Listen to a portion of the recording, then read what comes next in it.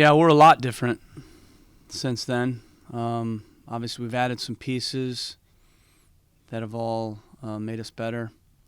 All the pieces, most of them are in the starting lineup. And we've gotten better, not just with personnel, but our mentality. I think our identity in terms of how we want to play has gotten better. And, case in point is last game. Even though we lost the game, I view Houston as a top 5 team in the league. In fact, the last 4 games we're playing, three of the 4 top 5 teams in the league. And I thought we had one of our better performances, in that game. So it shows how far we've come. I know we didn't get rewarded with the result, but our identity is much better than it was back then when we played DC. Our personnel is better. And,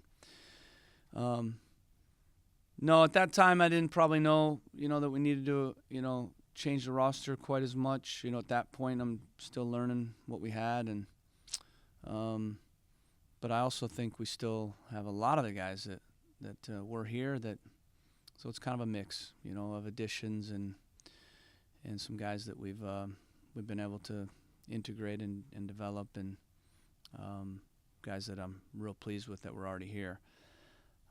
But DC's a good team. They had a great win against Nashville. They have the leading scorer in the league right now in Benteke.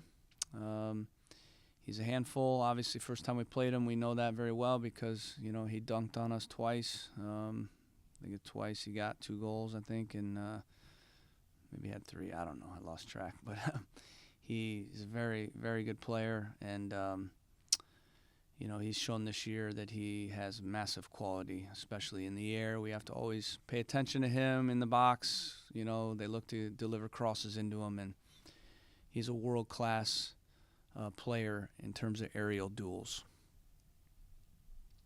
Frank, did you have a follow-up? No, that's great. Thanks, Nick. We'll go in the room. Nick, we'll start with you. Yeah, so I know with the Houston game, like you said, you liked the performance. Just with it being such a quick turnaround, how do you keep the players focused on the positives that you saw in that game? Yeah, it's easy because you can show them the positives, The big thing is, just reminding them with the clips how well they played, and, not reminding them of the result and the bottom line. Most people just think about the bottom line, and, we need to think about the positive play and how hard they worked. They worked so hard, the players, and I appreciate that, because in a tough year where it's been up and down and it's been difficult, you don't always see that out of guys and out of teams. It's not easy to continue to work hard when you don't get the reward always. But to get the reward, you got to keep working hard and work even harder. But sometimes you don't. You lose energy and you stop working. But real proud of the players, how hard they've worked, how much they gave in that game, and how well we played. But there were good, teachable moments. Even in with 4 games to go, we still got to evolve and learn. And the details, as I said, we got to look at those, and we showed them those things today. And those things aren't hard to fix. Making a few better decisions in the start of the second half, that's easy to fix. Making sure on that set piece moment that we, split the line and manage, that better, that's easy to fix. The finishing part, you just got to continue to be more clinical and have more precision. And for me, that's not hard to fix either. It's just continuing to work on it and get guys in good spots. So, the play's good. We're evolving. The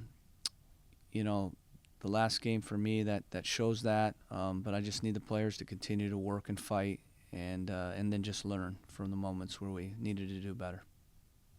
Yeah, and then just kind of going off what you were saying about DC, they definitely offer a different challenge, just like a Houston.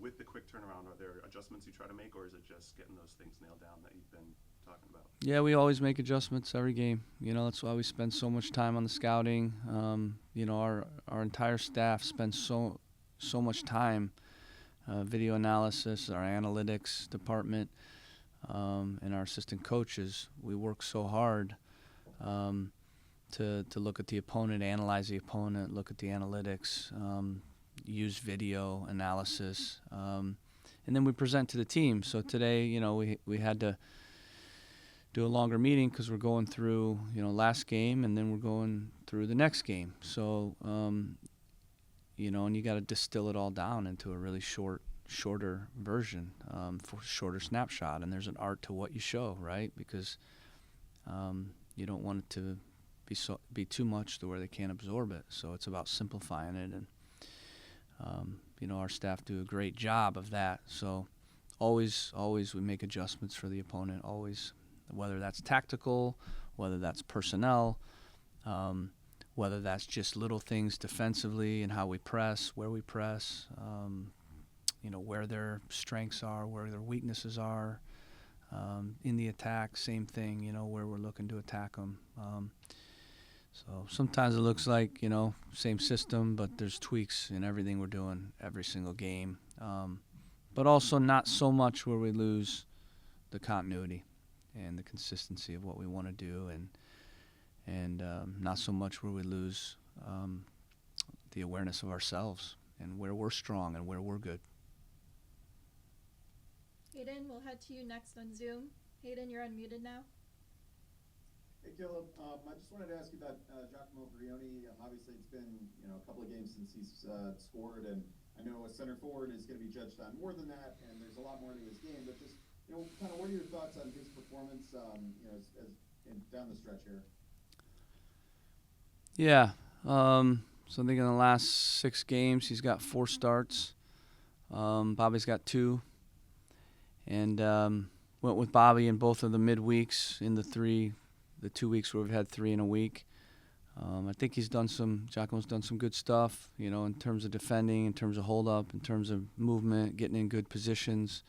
But like you said, he's ultimately going to be measured on, those chances becoming goals.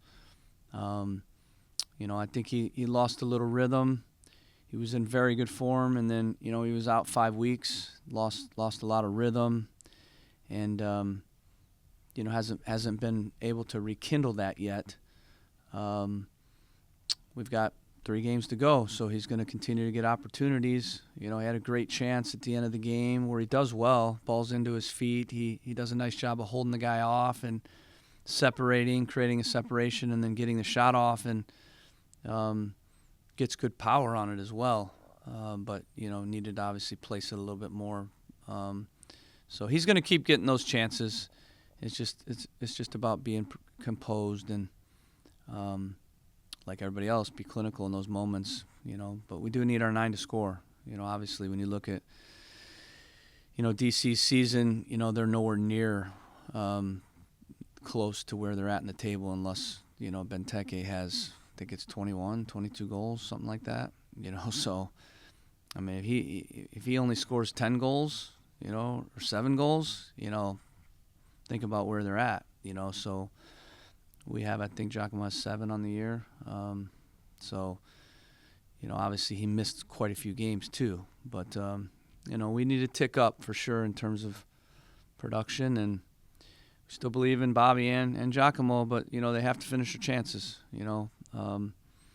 That's the key. There's been some games too where Giacomo hasn't been in good spots. We haven't, gotten him chances really, and gotten the ball into him. So, definitely we need to make sure we get him chances. And it can't just be 1, it's got to be ideally, 3, 4. And then, the percentages go up that he's going to score one of those. Hayden, do you have a follow-up? Sure. And then, obviously you talked about integrating some of the new players, and there has been some roster turnover, and you've dealt with injuries and other competitions early in the season that kind of, forced a fixture congestion. You've had all these, kind of challenges, it seems like, through the season, and you talked about Giacomo not really getting into a rhythm. So I wanted to ask, is that kind of true maybe for the team overall this season, that between all these, kind of stop-start moments, you've had maybe a little trouble getting into a rhythm at different points? Yeah, for sure. No doubt. It's been a strange year. Obviously, talk more about that when the season's done. But, at the end of the day, we're focused on winning this last home game. I might be crazy, but I still think we're going to win the last 3 and somehow get in. But it starts with winning this last home game, and at a minimum, we want want our fans, to feel good about the direction and to leave them with a good feeling like we did last home game. We know it's going to be a big crowd. It's going to be a nice night. And, I've been saying it. We've gotten better. I had a colleague of mine who's a very good friend. We were talking, and he said, listen, it's pretty simple. You're a lot better now than you were to start the year. Some people might not see that, but, soccer people do. And, even at the end of last game, against Houston, Ben Olsen's a good friend of mine. He's like, listen, you guys were better than us. And that's a very good team, so it's a huge compliment. And obviously it was a tight game, and yeah, they had a couple more shots, but like for him to say that, it's, I think people see it. But it is a bottom line business too, and we gotta, no matter what the reasons or the lack of rhythm, whatever it is, you gotta find a way, and we haven't been able to do that enough, consistently enough this year. And I think it just comes down, it's not major things, it comes down to the details, the mentality in the moments. And, you look at last game, that's case in point.